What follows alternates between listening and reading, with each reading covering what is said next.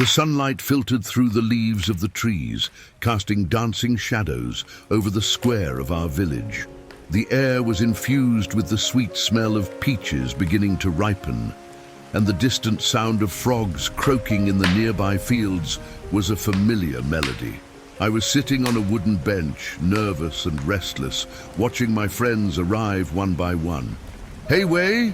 May waved with a smile that couldn't hide the concern in her eyes. She always had a way of lighting up the surroundings, but today there was something heavy hanging over us. "Hey, May. How are you?" I asked, trying to conceal the apprehension that consumed me. "Oh, you know how it is," she sighed, sitting down next to me.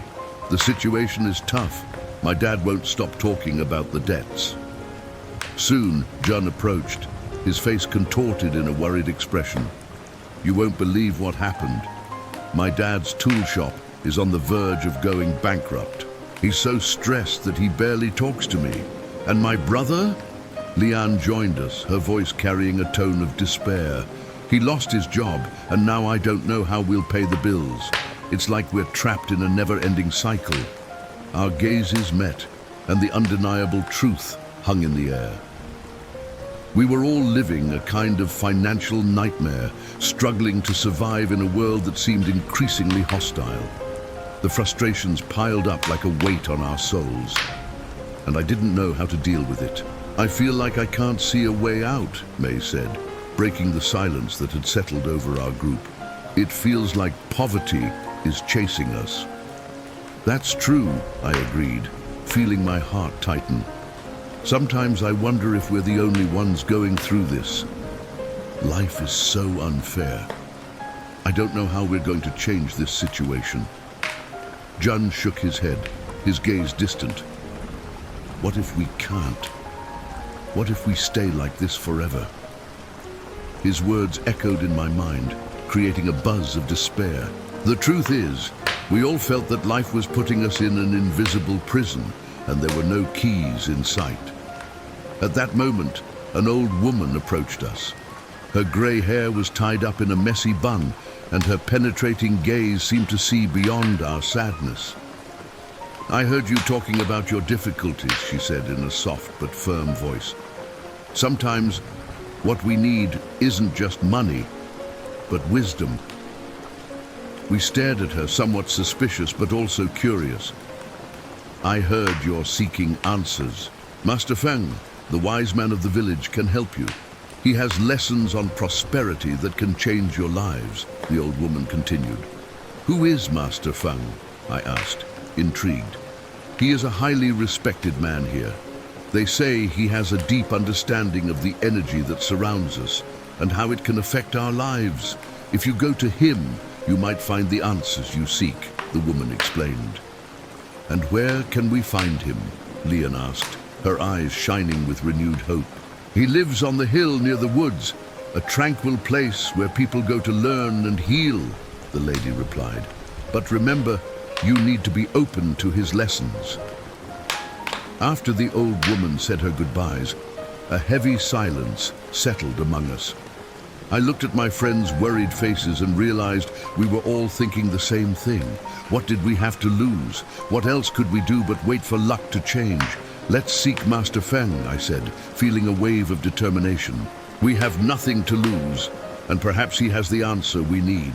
May nodded, a glimmer of hope appearing in her eyes. "Yes, let's! We can't go on like this." Jun frowned. "What if it doesn't work? What if all of this is just an illusion?" "We can only try," Leon interjected. "If nothing else, it will be an experience." So, we decided to move forward. We walked along the path that ascended the hill, the sound of our footsteps syncing with the birds' songs. The fresh, pure air seemed to invigorate us, and as we distanced ourselves from the village, I realized that something inside me was beginning to change. "Do you think Master Feng can really help us?" I asked, breaking the silence that had settled between us. "I hope so," May replied. "I need a new perspective. I'm so tired of feeling trapped. It's like we're in a maze with no exit," Jun added. "But maybe his wisdom is the key we need. We agreed that the quest for a new understanding of prosperity could be the first step to changing our lives. The sun was beginning to set, painting the sky with shades of orange and pink as we continued our journey. "I just want to understand what I'm doing wrong," Leon said, her voice heavy with emotion. "Sometimes I feel like I'm not worthy of success, as if I'm destined for this life of hardship." "You're not alone, Leon," I replied. "We all have our doubts. The question is, what can we do to change that?" The path grew steeper, and the silence around us was broken only by the sound of our feet on the earth. Each of us was lost in our thoughts, battling the beliefs that limited us. It was as if we were climbing not only the hill, but also our own insecurities. When we reached the top, the view was breathtaking. The village was distant, its houses small and quiet, as if they were asleep. The surrounding woods were dense and welcoming, and in the distance, we spotted a small wooden house with smoke rising from the chimney. "That's it," May pointed, her voice full of anticipation. We walked toward the house, and as we approached, a sense of calm enveloped us. It was as if the environment was pulsating with a different energy, an energy that promised change. I murmured, "I hope Master Feng is home," as we knocked on the door. The door opened slowly, and a man with graying hair and a serene face welcomed us. His deep, wise gaze seemed to examine us, as if he could see directly into our hearts. "Welcome," he said with a warm smile.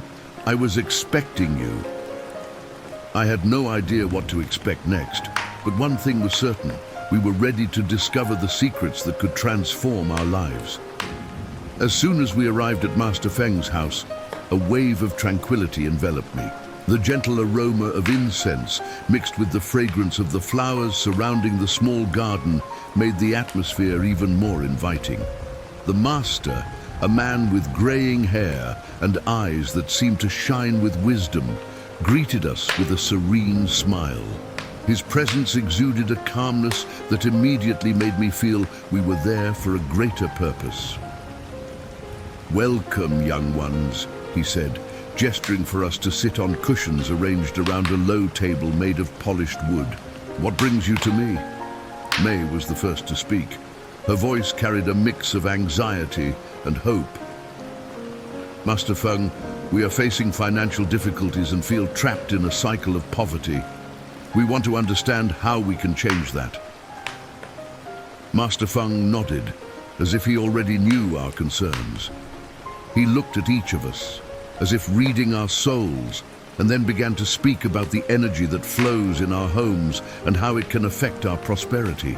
"The energy circulating in a home is a reflection of what happens within you," he explained, gesturing with his hands as if drawing the invisible lines of energy.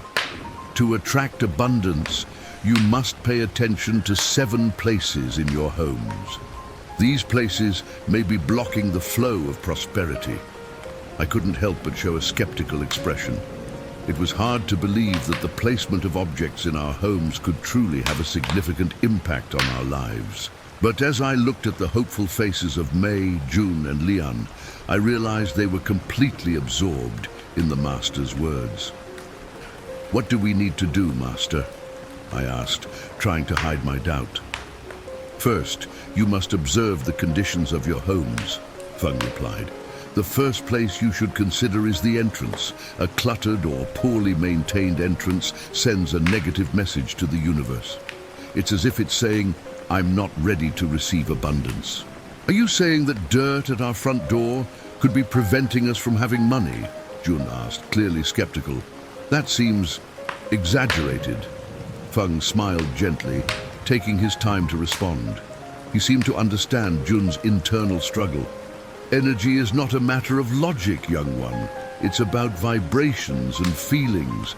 When the entrance is clean and welcoming, you invite prosperity to enter, just like a good friend who is warmly welcomed into a clean and open home." Those words began to resonate within me. I remembered my home's entrance, cluttered with scattered shoes and cardboard boxes that were no longer used. A small discomfort hit me at the thought that my own disorder might be reflecting my mindset. "And what else, Master?" Lian asked eagerly, as if she wanted to absorb every word. Feng continued to describe the places. He spoke about the importance of keeping the house clean and organized, avoiding clutter. Each place symbolically represented our lives and our ability to receive what we desire. As he spoke, I realized that energy was not just about physical space. It was also about how we related to our possessions and our feelings. "The next place is the kitchen," he said. "The kitchen is the heart of the home. An unorganized or dirty kitchen can symbolize a scarcity of food and resources. Cleaning your kitchen is a way to make space for abundance." The idea of transforming the kitchen into a more welcoming and functional space excited me. I had always seen the kitchen as a workspace, but now I realized it could also be a place of nourishment and prosperity. "Master, what if we can't change all of this?" Jun intervened again, his voice laden with distrust. "This all seems very simple. What about people who have real and serious problems? The energy of the house won't pay the bills." With a calm look, Master Feng replied, "It's not a matter of magic, Jun. It's about the change that happens within you. When you change the space around you, you also change how you feel. Change begins with small steps. Every action counts." I fell silent, reflecting on his words. It was true that I often felt overwhelmed by the clutter in my life. The Master was inviting us to look within, and that felt daunting, but also liberating. "How can we do this?" I asked, seeking a practical way to apply what we had learned. "Start with a deep cleaning," Feng suggested.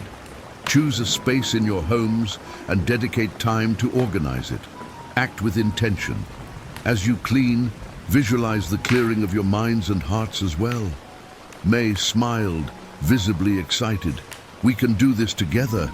Let's help each other. One day for each place." The idea seemed to work. We could turn this into an event, something that would bring us even closer. Jun, despite still being skeptical, appeared more open to the proposal. "And when we finish, how will we know it really worked?" he asked, still with a tone of doubt. Feng looked at him with a sparkle in his eyes.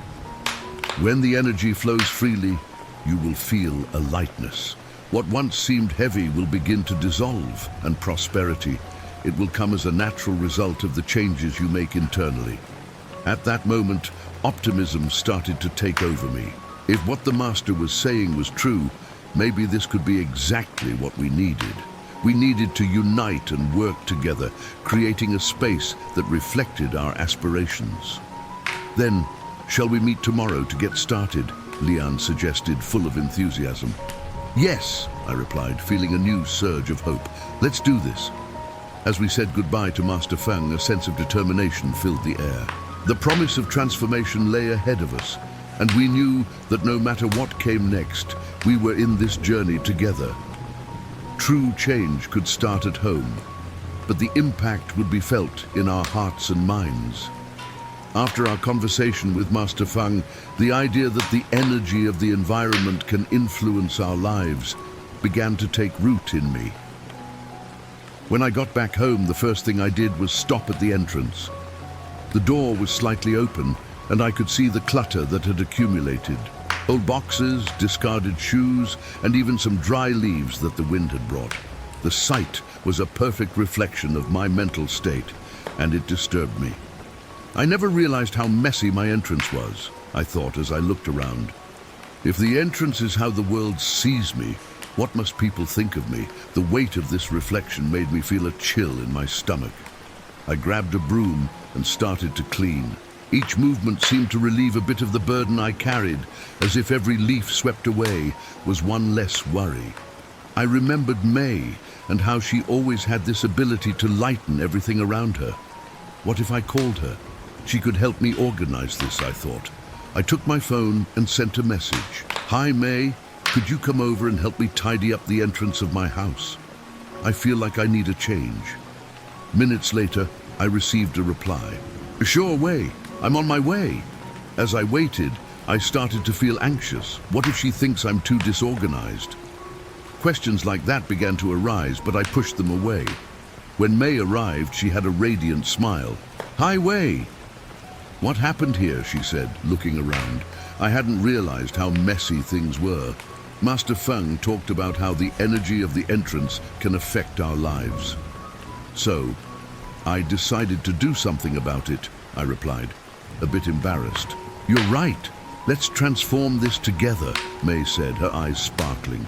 Her positive energy was contagious, and soon we were removing the old shoes, dusty boxes, and organizing everything. "Look, is this a memory box?" May asked, holding a box full of old photos and letters. "Should we open it?" I don't know. This is kind of personal," I replied, hesitating. "Come on, just a little." "It could be fun," May insisted, and her enthusiasm was hard to resist. I ended up agreeing, and we started to open the box. The photos were of happy moments, but also brought up memories of difficult times. One photo in particular caught my attention. Me with my friends on a trip we took years ago. We were all smiling, carefree. "Look at this," May said, holding the photo. "We were so happy, weren't we?" "It's true," I replied, feeling a bit nostalgic. The contrast between that happiness and my current situation seemed even more pronounced. What happened to us? Maybe life took us on different paths, but that doesn't mean we can't reconnect, May said, and her words resonated with me. The idea that there was still time to change and rebuild our bonds and dreams gave me hope. After some time, the entrance was clean and organized. Now, when I looked at the door, I felt it radiated a new energy. "You know, May, I really feel like this made a difference," I said, looking at the newly arranged entrance. "I feel it too, Wei.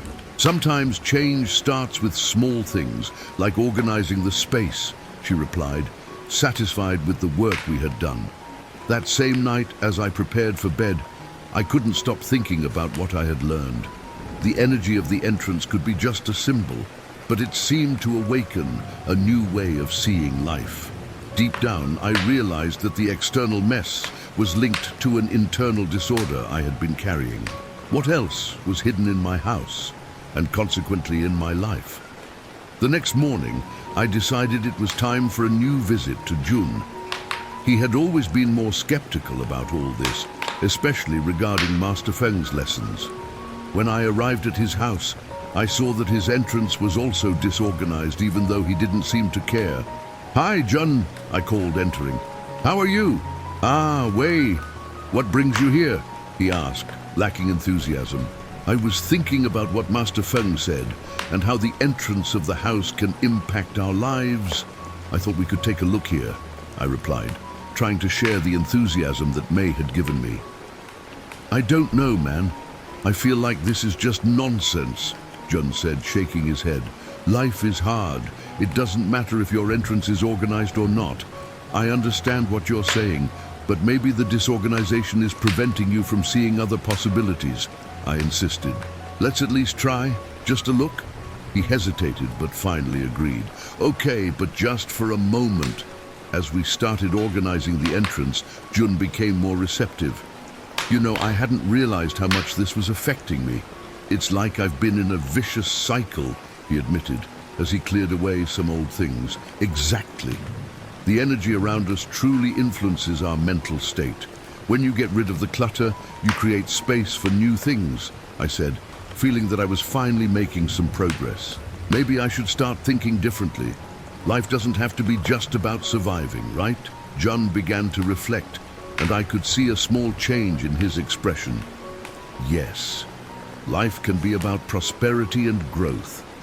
It all starts with small choices," I replied with a smile. After a few hours, Jun's entrance was clean and organized. He looked at the door, and for the first time in a long time smiled. "I can't believe we did this." "Thank you, Wei. I appreciate it, Jun. Sometimes we need a little push to see what's right in front of us," I said, feeling a warm sense of satisfaction. That night, we all gathered again, and the conversation flowed naturally. Liane was there, and she began to share her experiences as well. I never realized how much the clutter at home affected me. When I look around, everything feels so heavy, she said, with a thoughtful look. It's true, the energy of home can affect our well-being, May added, and I noticed how each of us was starting to understand this. I feel lighter now, as if I've lifted a weight off my shoulders, Leon said, and everyone agreed. Maybe we should keep this going. What else can we change in our homes? The energy of the conversation was palpable. It was as if with each new understanding, each new discovery, we were clearing not only our homes, but also our minds and hearts. The idea that change could start right there, in that small group, in a simple conversation, gave me a renewed sense of hope. Let's continue this journey together, I proposed, and everyone agreed. We knew there was still much to learn, but the first change had already been made. The true wealth lay in our space, in our friendship, and in our willingness to transform ourselves. When I arrived at Master Feng's house, I felt a mix of curiosity and skepticism. It was a place that exuded tranquility, with every decorative element carefully chosen, as if the very structure were vibrating in harmony. The master led us to the kitchen, the second stop on our journey to understand how the energy of home can influence our prosperity. A clean and organized kitchen, Feng began with his soft voice, is a reflection of the abundance we want to attract. When the kitchen is in disarray, we are, in a way, blocking the entry of food and resources into our lives. He gestured towards the table, where a small bowl of fresh fruit was thoughtfully arranged. How are your kitchens? What do they say about you? The words echoed in my mind as I thought about my own kitchen. I knew that over the months, it had become a place where dishes piled up and ingredients went past their expiration dates. How could this block the abundance we so desired? I looked at May, who was beside me, her eyes reflecting a mix of understanding and questioning. But Master, what if we don't have the money to buy fresh food? May asked, breaking the silence that had formed after Feng's inquiry. Do you think just cleaning the kitchen will make food appear? The master smiled slightly, as if he had already anticipated the question. It's not just about what's in your kitchen, but the energy you put into it. An organized kitchen allows you to have control over what you consume and thus attracts more abundance. Think of it as a ritual. When you prepare food, be aware of what you're doing and what you want to bring into your lives. John, who had always been more skeptical, frowned. That sounds very simplistic. If I clean the kitchen and organize the cabinets, it won't change my financial situation. The bills will still be there, and the job I don't have will still be a reality. John, I understand your frustration, Feng replied patiently, but the change we seek begins within us. If we don't take care of our spaces, how can we expect good things to enter our lives? By cleaning the kitchen, you're not just organizing the space. You're also releasing stagnant energy and making room for new opportunities. The conversation continued, and after a while, we left the master's house with a new task. Each of us should take some time to reorganize our kitchens. Walking back to the village, I couldn't help but think about how the energy of my home might be linked to my mindset. What did it mean to have a clean and organized kitchen? Would it really bring food and resources, or was it just a way to change my perception of my life? Upon arriving home, the first thing I did was open the kitchen door. The smell of unwashed dishes and spoiled food was almost oppressive. I took a deep breath and started working. I put on gloves and began cleaning the surfaces, organizing the utensils that were scattered around. During this task, I couldn't help but notice how my mind began to calm down. Each dish I washed seemed to lift a weight off my shoulders. I remembered the master's words. The energy of your home reflects your emotions. I had never thought that the clutter in the kitchen could be a reflection of my emotional state. As I organized the cabinets, I realized that there were ingredients I hadn't used in months and others that were expired. When I finally finished, I looked around and felt lighter. The kitchen was shining, and for the first time in a long time, I really wanted to cook. However, around the table, the conversation took a different turn. We gathered again, and as we admired our newly organized kitchens, Jun's doubts resurfaced. I don't know, guys. I clean my kitchen and everything, but I don't feel like this is going to change my financial reality, he said, shaking his head in discouragement. Just cleaning isn't going to get me a job or solve my debts. May, always optimistic, replied, Jun, it's not just about cleaning, but about changing how you see things. The master said that the energy we put into our spaces matters. If you keep your kitchen in order, maybe you'll start feeling more motivated to seek new opportunities. But what if I can't? Jun retorted, frustration showing in his voice. What if this doesn't change anything in my life? What if we're just wasting time on this? A tension hung over the table. I looked at Lian, who was pensive, her eyes lost in some distant point. I think what we're doing is more than just cleaning our kitchens, she began, finally breaking the silence. We're trying to change the way we think and how we feel about ourselves. It may be that this internal change is what we need to start seeing external results. It's true, I agreed, feeling that Lian's words resonated with what I had been feeling. If we can create a healthier environment, maybe that will lead us to make better decisions in our lives. Jun remained silent, but his expression seemed less tense. Maybe you guys are right, he finally admitted, but I'm still skeptical. I won't lie, this all seems a bit too mystical for me. What if we started seeing this as an experiment, suggested May. Let's commit to doing this together. We can support each other and share our progress. If after some time nothing changes, we can come back to this point and discuss what to do next. The idea seemed reasonable and the tension began to dissipate. Each of us had our doubts, but there was also a growing desire to believe that change was possible. That night, as I looked at the clean and organized kitchen, I felt that something was changing inside me. I believe this was the first step, not only to transform our homes, but also our lives. What started as a simple act of cleaning was revealing itself as a path towards a new mindset. The journey was just beginning, and although there were still uncertainties, I was determined to keep faith in the process. After all, Master Feng was right. True abundance begins with the energy we cultivate in our homes and in our hearts. The room was enveloped in a heavy silence, and I could feel the expectation in the air. Master Feng, with his serene demeanor, looked at us, his eyes shining with deep wisdom. He began to talk to us about the third place in our homes that could be attracting poverty, the bathroom.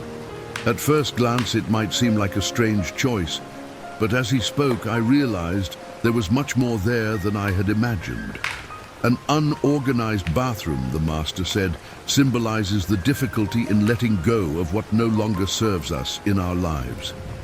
His words echoed within me. I looked at May, who had a thoughtful expression. Lian, on the other hand, seemed restless. I knew he had his own demons to face. What do you mean, let go? Jun asked, skepticism evident in his voice. Just because the bathroom is messy, does that mean we're stuck with things from the past? Master Feng smiled gently. Exactly, Jun. The bathroom is a space where we get rid of what we don't need. If it's disordered, it's a sign that we're also having difficulties in letting go of beliefs, fears, and objects that no longer serve us. What accumulates in our bathroom can reflect what we accumulate in our lives. So you're saying that the mess in the bathroom could be preventing us from thriving? Lian asked, with a note of doubt in his voice. Yes, the master replied. When we cling to unnecessary things, not just in physical space, but also in our minds and hearts, we're blocking the energy that could flow freely. This energy is essential for attracting new opportunities. Hearing this, I began to reflect on what was in my own bathroom. I remembered bottles of products I hadn't used in months, beauty products I impulsively bought but never opened. I think I have a few things I need to throw away. I murmured, more to myself than to the others. Yes, but it's more than just throwing things away, the master said. It's a matter of awareness. When we look at what we're holding on to, we need to ask ourselves, does this still serve me? Does this still bring me joy? May, who had remained silent until then, spoke up. I'm afraid to get rid of some things. What if I need them later? What if I regret it? That's a common fear, May, the Master Feng replied. But what you need to understand is that the empty space you create by letting go can be filled with new opportunities and experiences. Life is a cycle. When we close one door, another opens. It's easy to say, but what if I can't open the new door? Lian interjected, his voice heavy with concern. What if I get rid of everything and, in the end, find nothing new?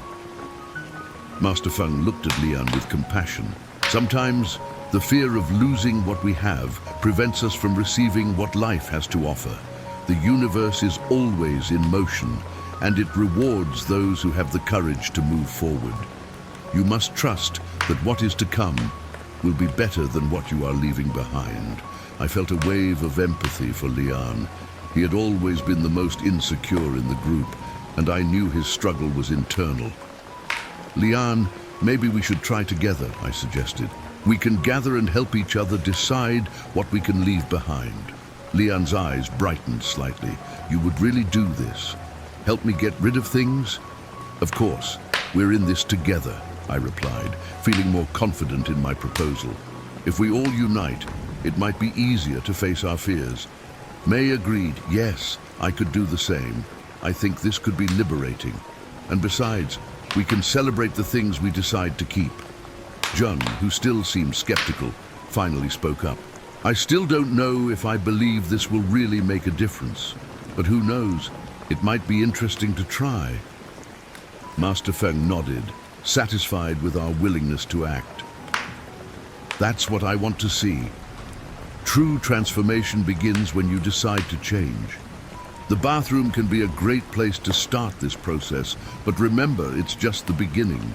Every space in your home will have its own lessons to teach. The conversation flowed more easily after that, although the tension still hung in the air. The challenge of getting rid of things was merely a reflection of our deeper beliefs and fears. We knew the bathroom was just part of what we were facing, and that the next place the Master would show us would be equally revealing. As we prepared to say goodbye to Master Feng, a feeling of anticipation and nervousness enveloped me. We knew that facing our fears wouldn't be an easy task. Let's meet again to discuss what we find, I suggested. Yes, that sounds like a good idea, May said, smiling. We can share our experiences and support each other. I'm in, Lian said, now with a glint of determination in her eyes. If we're going to do this, let's do it together. With that, we bid farewell to Master Feng, thanking him for his wise words. As we walked back, the atmosphere was different. There was a sense of camaraderie and hope. Although uncertainties and fears lay ahead, we were ready to face whatever came. As we moved away from the Master's house, I reflected on how the lessons we were learning were not just about the physical space, but about what it truly meant to let go. The bathroom, with its simplicity, had become a powerful symbol for us. True wealth, I realized, was not just in having more, but in being more.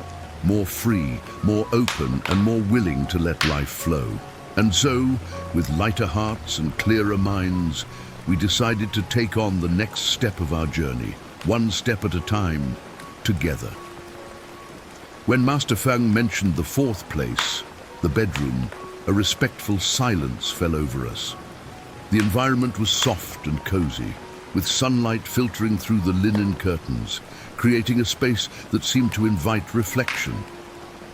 The Master, with his serene presence, began to speak about the importance of this space in our lives. An unorganized bedroom filled with things that don't belong to you or that don't bring you joy can affect your sleep and, consequently, your energy and prosperity, he said, looking into each of our eyes.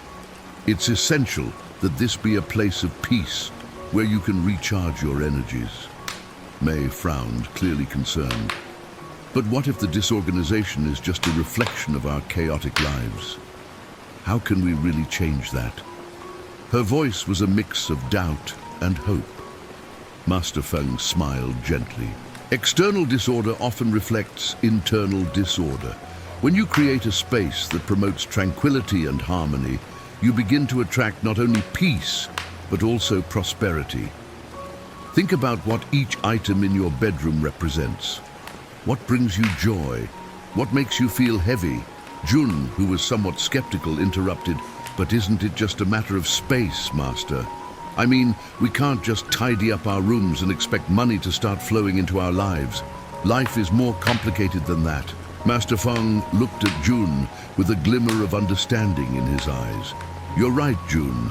Life is complex, but we often underestimate the power that an organized and harmonious environment can have on our minds and hearts. What you need to realize is that true transformation begins within you." I felt a wave of introspection upon hearing his words. What was really in my room? In a split second, I remembered how I let things accumulate: unused clothes, books I never read, and memories of times long gone.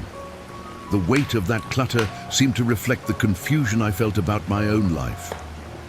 "Master Feng, do you believe this can really help us overcome our financial difficulties?" I asked, half hesitantly. "Yes, Wei. Creating an environment that favors rest and clarity can change your perspective. When you sleep well, you wake up renewed and ready to face challenges. A clear mind is fertile ground for ideas and opportunities. If you're always tired and overwhelmed, how can you see the chances life offers?" May looked at me, her eyes shining with a new determination. "I think we need to do this. We need to transform our bedrooms into sanctuaries, not just for sleeping, but for dreaming and planning our lives." Lian, who had been silent until then, finally spoke. "But what if we don't have space? I share my room with my sister, and we don't have much room to organize. How can we create a space that promotes tranquility?" "Changes don't just depend on physical space," Master Feng replied. "Sometimes it's a matter of perspective and intention. If you commit to making the little, you have a special space. That will be enough. Each of you can take time to clean, organize, and create an environment that represents what you wish to attract." The conversation flowed, and we began to share ideas on how we could transform our bedrooms. While we were discussing, an idea popped into my mind. What if we did this together? We could gather at my house on Saturday and help each other organize our rooms. It would be a way to support one another, and who knows, it might bring us a bit of joy too. The others seemed excited about the idea. "Yes, that would be great," exclaimed May, already taking notes in her notebook. "We can cook something together and even make it a little celebration." Master Feng, observing our enthusiasm, nodded. "This is wonderful. Mutual support is a powerful way to create connections and transform the energy around you. Remember, the changes you make in your environments also resonate in your lives. As the sun began to set, bathing the space in golden hues, Wei had an epiphany. Wait, this isn't just about tidying up our rooms. It's about how we see ourselves and how we relate to our lives and dreams. Poverty is not just a matter of money, it's a mindset that reflects how we take care of ourselves and our spaces." Jun, who had been quieter, finally agreed. "You're right, Wei. I've always seen poverty as a barrier, but maybe I need to change my view on it. If we organize our rooms, we're not just cleaning the space, but also making room mentally for new ideas and opportunities." Master Feng smiled, pleased with our new perspective. "Exactly. Wealth begins with clarity and intention. What you are doing now is an important step. But remember, true wealth goes beyond the material. It's about the experiences and connections you cultivate." It was at this moment that the master began to share his own story. He spoke about how, in his youth, he had been a poor farmer. struggling to survive. I lived in a small house that was always disorganized, until one day I decided I needed to change. I started to clean my space, one small step at a time. And it wasn't just that which changed my life. It was the way I began to think about what truly mattered. "And what happened next, Master?" I asked, curious. I realized that true wealth was not in having more, but in valuing what I already had. I learned to appreciate the small moments, the connections I made along the way. When I changed my mindset, opportunities began to arise. I became a master, not because I had money, but because I had found a purpose and a passion that guided me. The room was enveloped in silence as we absorbed his words. Master Feng, with his wisdom and humility, made us realize that true transformation was within us. And in that instant, something changed in each of us. We understood that poverty was a mindset we could transform, a choice we would make together. We embraced each other, and the feeling of unity and hope filled the space. We knew that the journey was just beginning, but we were ready to take the first step. Master Feng, with a warm smile, encouraged us to move forward, to apply the teachings he had offered us. Remember, change begins with the intention and love you put into each action. True wealth is what you share and create together, and that is something no one can take away from you. We left the Master's house with our hearts full of gratitude and determination. We were ready to face whatever came our way, knowing that true transformation was just beginning and that abundance already existed within us. Now let's take a brief reflection. This story shows us how often we feel trapped in cycles of difficulties, whether in financial, emotional, or mental aspects. The weight of poverty is not just a material issue, but a mindset that keeps us limited. The lesson that Master Feng offers goes beyond physical organization. It's about how we face life and relate to our environment, and most importantly, to ourselves. True transformation starts within each of us. By organizing our space, we also organize our minds and create room for new opportunities and growth. Small actions, like tidying up the entrance of our home or organizing the kitchen, symbolize something greater, the intention to transform our reality. Just like the characters in the story, sometimes we need to take the first step, even with fear or doubt. The journey is long, but with mutual support and perseverance, change happens, and true wealth manifests in the little things, in love, in connections, and in the purpose of living a fuller and more conscious life. If you enjoyed this story, subscribe to the channel and leave a comment about what you learned from this journey. What was the most important lesson for you? And remember, there are many more surprising stories to come. Watch the next videos. You will be amazed by the lessons of wisdom they bring. Until the next video,